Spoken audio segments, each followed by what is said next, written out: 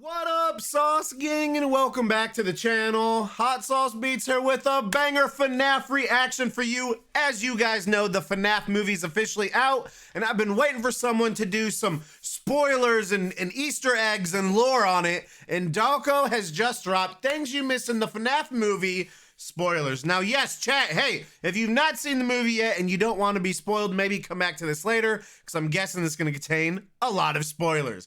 But I'm beyond hyped to see what kind of lore and Easter eggs we can find and stuff that I missed.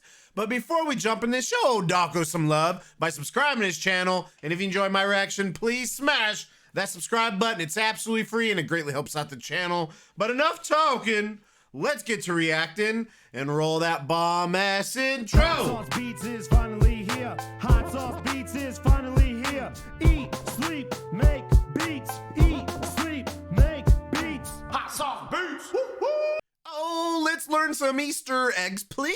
The FNAF movie is now out in theaters and Peacock. This video is all about the hidden Easter eggs and things hiding. What in did the you guys background think of the and movie? Let me know in the references to comments. games and novels. I'm guessing a lot of people watching this video have just watched the FNAF movie and are in that FNAF movie craze. we got the same where they want to watch headphones. as many videos about the movie as possible. Welcome to Things You Might Have Missed in the FNAF movie. go. I will be showing each Easter egg chronologically, so we'll get straight into it. This video is FNAF fans and non-FNAF fans alike who are newcomers, so if you guys know some of the obvious things, please remember it's for newcomers as well. We'll kick it off with one where every FNAF fan should know: the intro credits of the movie. This intro happens after the first night guard gets killed. It's an arcade game sequence showing the 5 missing children getting taken by Spring Bonnie, aka William Afton. If you didn't know, this is a homage to the classic FNAF games where Scott showed a lot of the original lore in the Atari minigames. The one in the movie shows the 5 missing children incident, which is also shown in minigame form in the FNAF games. Also in the minigame sequence, you can see William Afton putting on the suit, but you can see that it's Purple Guy. Purple Guy is William Afton in the minigames. We've called him Purple Guy. I missed that in the movie. 2. The second Easter egg is the Dream Theory. Dream Theory. book. Dream Yes! sequences in the movie are actually a very important plot where Mike continuously forces himself every night to have the same dream about his younger brother Garrett going missing. He does Old this Dream to try Theory. and find out who the kidnapper is, because he believes that memory is still locked inside of his head, and continuously dreaming about that will eventually show who it is. The Dream Theory book is an Easter egg because that is one of the most controversial theories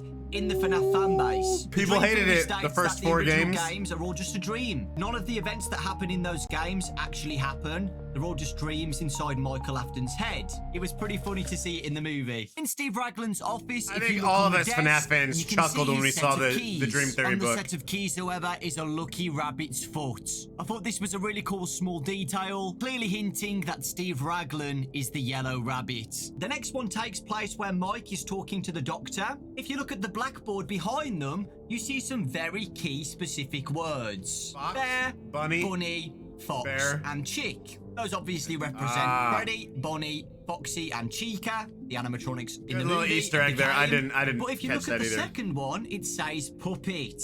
I do think this is an Easter egg Puppet. about the puppet in FNAF 2, and at the end of the film with the end credits, the movie does really tease that the puppet is going to be in the next film. When Mike decides to become a night guard at Freddy Fazbear's Pizza, he gets an introduction from William Afton. It encapsulates Phone Guy from FNAF 1 very well, and the main Easter egg in this is where Steve Raglan says, "Catch you on the flip side." This is something that Phone Guy says in the FNAF 1 phone calls. I will catch you on the flip side.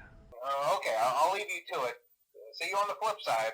After See you Steve on the Raglan flip gives side. Mike an introduction, Mike sees a security tape with his name on it. If you look closely though, behind the words Mike, you can see the name Fritz. Fritz is another iconic name in the franchise of a night guard called Fritz Smith. Fritz Smith gets fired in the FNAF 2 location. I think it means that the night guard who died before Mike, his name was Fritz. Because, you know, Fritz had the security tape And first, that was and then supposed passed to it on be and then it was passed on to Markiplier. Mike. I think the official name of the night guard at the start is Fritz. Throughout the movie, Mike is terrorized by a little plastic figurine. If you're new to the franchise, that is Balloon Boy. Balloon Boy first appeared in Five Nights at Freddy's 2 and is famous for being one of the most annoying animatronics in the franchise. The next one is the sign of the coffee shop. It says Sparky's. Sparky is one of the biggest fake rumors ever in the FNAF about to see Matt franchise. Pat. All the way back in Five Nights at Freddy's 1, somebody made an edit of Sparky in the parts and service door. Night 2, Mike decides to have another dream at the FNAF location.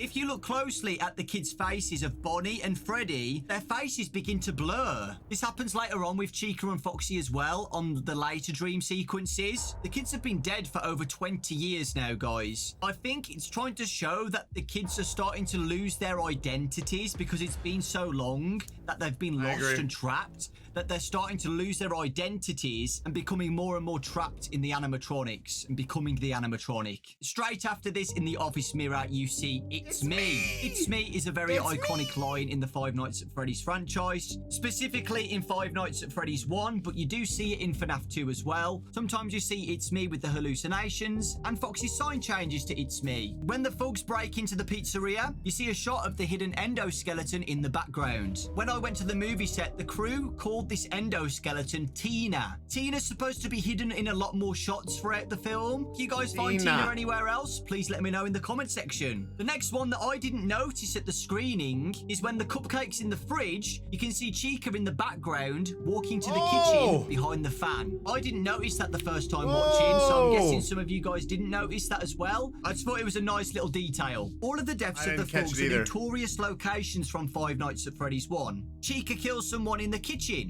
Bonnie kills one in the cleaning supply closet. Foxy kills someone by running down the hallway. Freddy usually gets the kill when the power's out, right? This one, he bites somebody in half, so... yeah, it's a bit different. You do see in the background Easter eggs of Shadow Freddy, Sparky, Tina the endoskeleton, and the body of Torture Freddy. It's really cool that we get to see Sparky as an actual animatronic. I saw this at the movie set. It's so cool to see an iconic, fake, mysterious animatronic actually be in a film. As a cameo, basically. It's a cameo. Sparky's a cameo. Shadow Freddy is an Easter egg in Five Nights at Freddy's 2 in the parts and service room. Shadow Freddy also makes an appearance in Five Nights at Freddy's 3. And I do think that's the body of Torture Freddy because it's got the same green tone as the mask. But it's not confirmed if that's Torture Freddy or not. Here's the final dream sequence where the Golden Freddy spirit is trying to persuade Mike into giving up Abby. You can see that some of the missing children's faces blur again. When Mike manages to escape Torture Freddy, he sees all of the thugs' bodies stuffed into the Easter egg animatronics that I mentioned earlier. Max is stuffed into Shadow Freddy, Hank is stuffed into Sparky, Max's brother is stuffed into Torture Freddy, and Carl is just there. This isn't really something that you missed, but I wanted to include this. I really like the photo and the look of classic Spring Bonnie with Vanessa. It is such a terrifying moment to see that Vanessa is holding the plane. That is the plane that Garrett had. He gave the plane to his daughter Vanessa. I think that's extremely sickening and something that William Afton twisted, would bro. do. When I saw that picture, I'm like, oh my god, that's my brother's plane.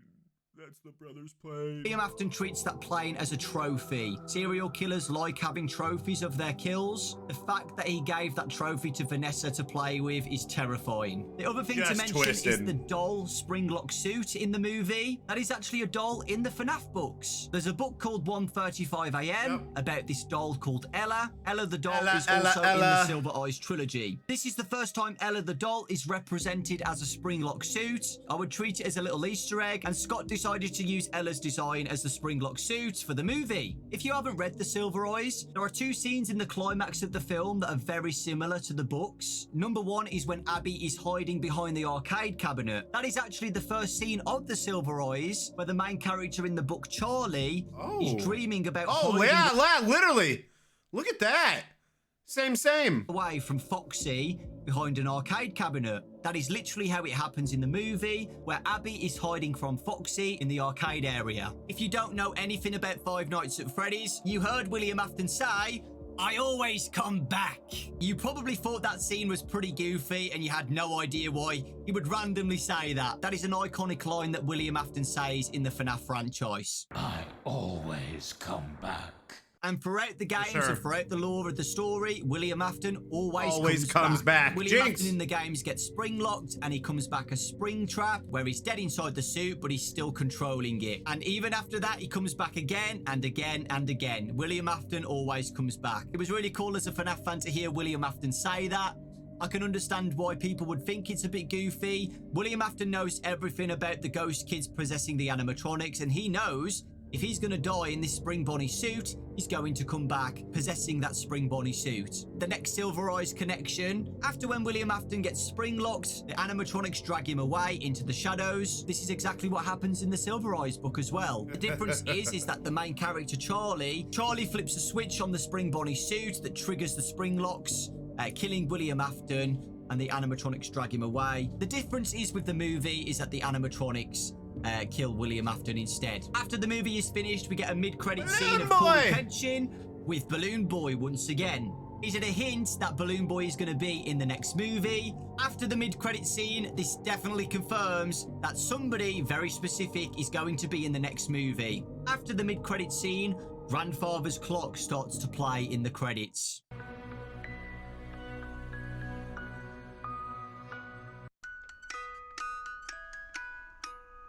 If you didn't know, see, this I is didn't the catch iconic that song of the puppet in Five Nights at Puppet, Freddy's yeah. 2 with her music box. You know, that playing in the credits out of nowhere, to me, is a big hint that the puppet's going to be in the next movie, and it makes the most missed that, sense. bro. If that didn't confirm anything, this will. In the Five Nights at Freddy's 2 minigames, you hear a robotic Atari voice saying letters out of nowhere that spell things.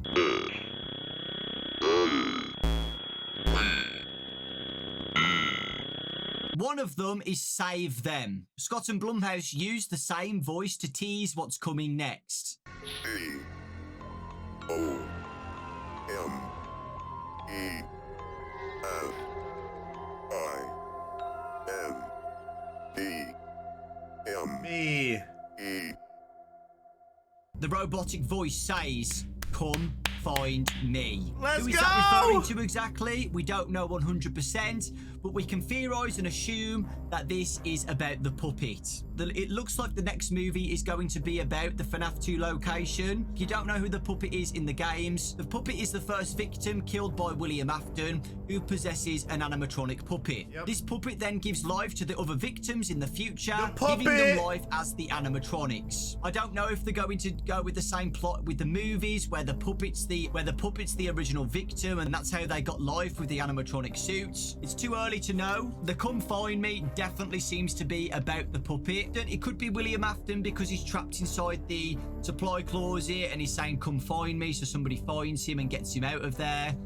Or it could be the Golden Freddy spirit. We don't know. But that is everything that I found watching it 3 times. I've probably missed loads of stuff, guys. I've probably missed some small little details in the background. I don't know. I feel like we found quite a lot, so I hope you guys enjoyed this video. Did I find anything new that you guys didn't know about? Please let me know in the comment section. 100%. But also let me know if I've missed anything. Are there any more locations where Tina the endoskeleton is hiding in the background? Are there any more It's Me's in the background somewhere? Please let me know. I hope you guys enjoyed this. I found this a lot of fun. And like I said, the movie's out on Peacock. So if you guys have got a Peacock account, you can watch the film as many times as you want in full detail and pause the video and see if you guys can find anything. In the future, I'm sure the FNAF movie will be out on other streaming platforms too. So, you know, if you guys want to go Easter egg hunting, go for it. Take care. Lots of love. Thanks for watching.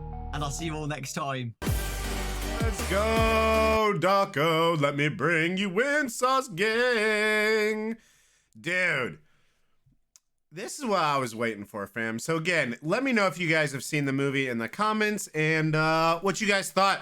I think, who was it? Fnaf? Someone was talking about, maybe it was Matt, I can't remember, but said it perfectly, that this movie, right, it got a bad Rotten Tomatoes score, but the audience score is amazing. I think for people who are even remotely familiar with the franchise will love this movie. If you're not, you're probably gonna hate it. It could come across as cheesy and stuff, but again, this movie was made for the fans, for the people who like the franchise, and that's the exact movie that we got. Definitely loved it. I'm so happy Dawko made this movie. I was curious, you know, what stuff I missed, what lore I missed, what Easter eggs I missed. Like the puppet. Totally missed that, dude. Totally missed that. Makes perfect sense going into the next movie. However, Matt Pat brought up a good point on where the movie is going to go. Not sure if like the next one's going to be a prequel and then 3 will be like FNAF 2 or however. I mean, the sky's the limit on this, but Thank you, Dawko, for making this this video and showing us these Easter eggs. This was awesome. Let me know too if you guys found any other Easter eggs that maybe he didn't mention. I'm so curious. But make sure you show Dawko some love by subscribing to his channel. If you enjoy my reaction, please smash that subscribe button. It's absolutely free and it greatly helps out the channel. Enjoy your week, and remember, it's eat, sleep, and make beats, and as usual, be kind to one another. That's all I got. Boom, I'm out. Got him in love for the sauce cake. Peace out, Jeff.